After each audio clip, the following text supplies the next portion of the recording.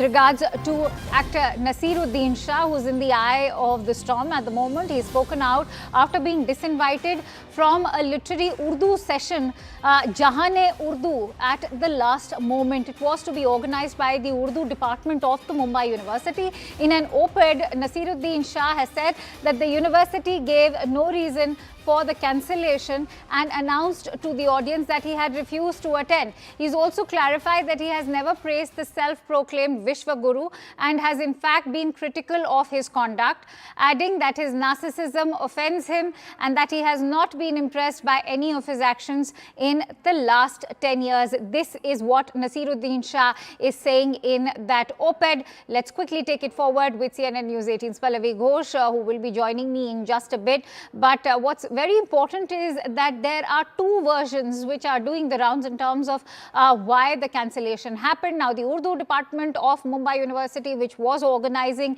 that literary event, says that they did not disinvite Naseeruddin Shah. It was in fact Naseeruddin Shah who opted out of the event. So the question also arises, why is Naseeruddin Shah then claiming that he was disinvited from the event? At the same time, the big accusation that he's hurled at the Indian Prime Minister Modi, is that he's a narcissist and that his narcissism offends him.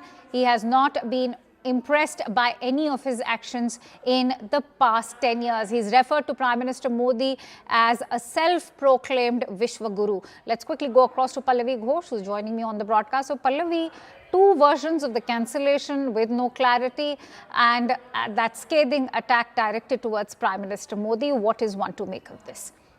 Well, I mean, we'll still have to wait for an official statement really to come in from the organizers. But Naseeruddin Shah has always been known to take a very anti-government line. And he's always been very openly critical of not just of working with the Prime Minister, but also the way the government runs. He's also been very cynical about, say, the economic claims. We also feel that this is a very divisive kind of a government. And the talk about secularism is also just our eyewash. Well, Naseeruddin Shah's claims, Akansha, is very clearly that the reason why he was disinvited the last minute and he was not even offered any genuine explanation or reason for this was because of his anti-government line or anti-prime minister line. I'm sure there's going to be more to it apart from the op-ed. He's going to keep on making on the point. His defenders will make the point that anyone who questions the prime minister or questions the government is always sidelined or is not given an opportunity to speak. And all of this coming at a time when the parliament session is very much on. And the irony also is that this is precisely the point which is also being raised by the opposition parties, that the dissenters and the naysayers are left out. They are not allowed to speak on public platforms.